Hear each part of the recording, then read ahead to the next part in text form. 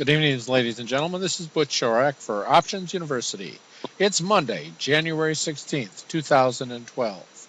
We are ready to take a look at another short week as the market only has 4 trading days this week. So take care of our government responsibilities. Access to this video is for educational, informational purposes only. Nothing contained in this video, website, or promotional material constitutes a promotion, recommendation, solicitation, or offer of any particular investment, security, or transaction. Well, with that, let's take a look at the indexes as they were last week.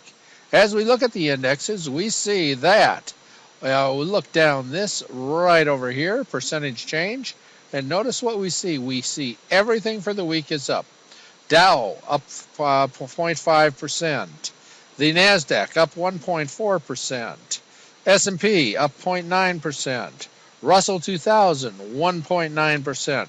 So the indexes as a whole were up for the week, and we had a very nice week in the market as we look at the chart for that week.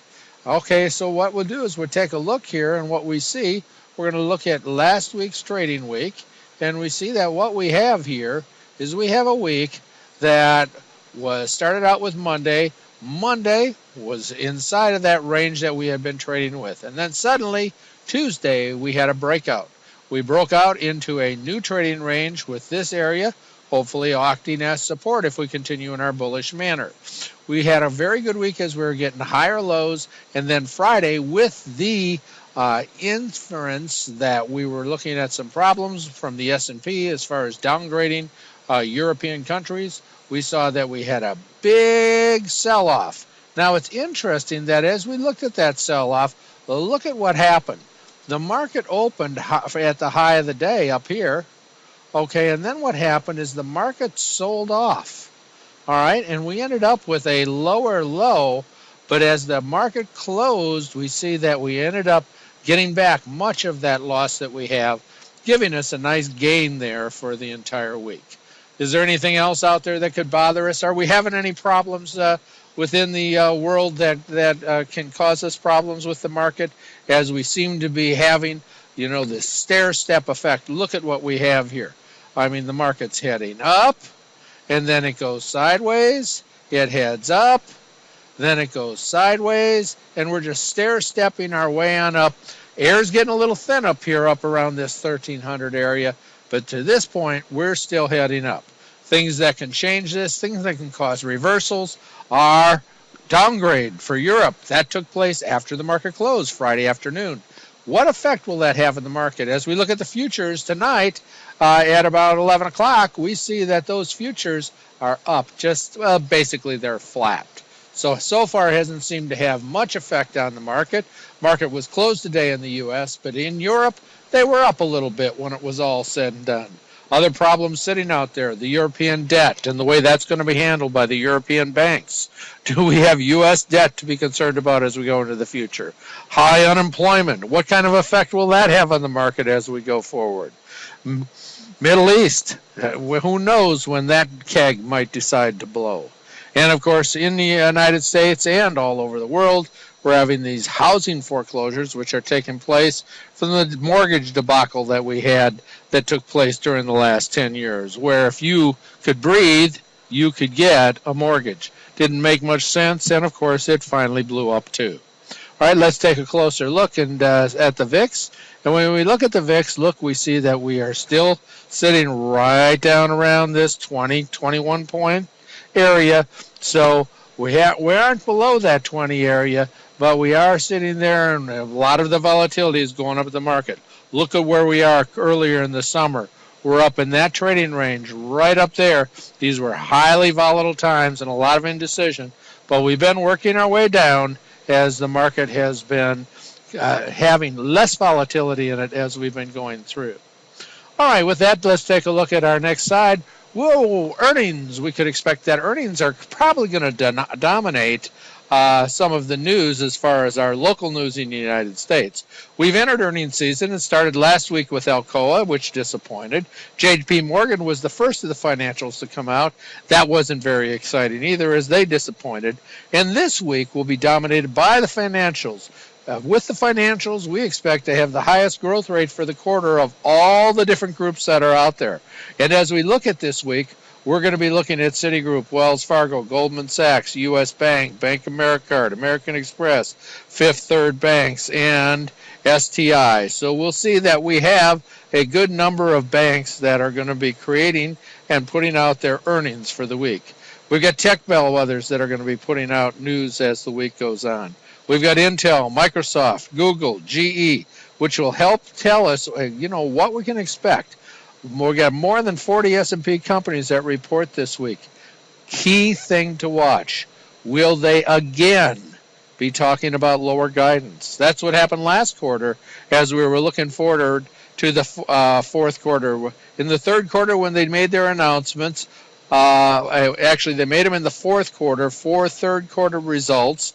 They got lower guidance. So we will have a lot of surprises. The real question is, what are we going to see going forward? And watch that key. Lower guidance may give us a key as to where the market actually is going to be going as we go forward. All right, we had economic announcements during the week. And so let's take a look at those economic announcements. We had jobless claims last Thursday, and they disappointed. We had more new unemployment than we had before. So not looking that good. However, we are still sitting under that key 400,000 number. So that certainly looks good. Retail sales, disappointment, disappointment, disappointment. That's all we're seeing out there is disappointment, disappointment. There's our expectations. There's our numbers. There's our consensus. There's our numbers. Everything disappointed when we looked at retail sales looking at last quarter. Friday, we looked at international trade. Consensus was for minus 46, and our actual was worse than expected. Not great economic news. Consensus, when we look at consensus for export prices, we see disappointment. Disappointment. Disappointment as we went through this entire area. All right? Then finally, the Consumer Sentiment Index from the University of Michigan, consensus was that for to be at 71.5, and actually consumer sentiment was one of the main things that looked better for the week. That came out on Friday, but so did the news for the S&P, and the market sold off heavy through the day, but did manage to gain back a good percentage of that that it gave away during the day Friday. We were down over 1% on Friday on many of the indexes, and we really ended up at about down 0.5%. So we came back, we got a tail on that SPX when we looked at it earlier. Now, with that in mind, what kind of economic announcements do we have coming this week? All right, so as we look at them, we see that on Tuesday, which is tomorrow, we have the Empire State Manufacturing Survey. That's before the market. That has been known to move the market. Wednesday, we get into something that's important, the PPI. We see that takes place before the market. Could cause the market to move, certainly could have an effect on it. We have Housing Market Index, which really hasn't been moving the market all that much, but that's coming out Wednesday. But it certainly wouldn't hurt to have some good news coming out of that housing index, because until that improves, the overall economy isn't going to improve. Consumer Price Index is coming out 30. CPI can definitely move the market. So we see we've got the CPI sitting there, and so that's something that comes out before the market, along with that ever Thursday morning report on jobless claims. We'd like to see that below 400,000 and stay in our area. Finally, Philadelphia Fed survey. That certainly has been known to move the market through the years. Lots of announcements coming out this week as we have earnings and we have economic announcements that are there.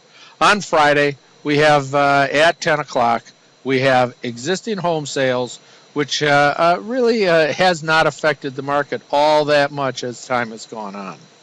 All right, it used to affect the market a lot, but there are no great expectations, therefore no great influence on the overall market. What are we going to expect tomorrow? Well, all right, here it is. That's last week right there, those 5 days. Breakout on Tuesday right there. Got a new trading range. We were trading with a range that was below there. Now we got higher lows, higher lows, higher lows. Then the S&P announcement on Friday. And then after the market, what happened? the announcement that they downgraded 9 different countries. Notice it was done after the market was closed. All right?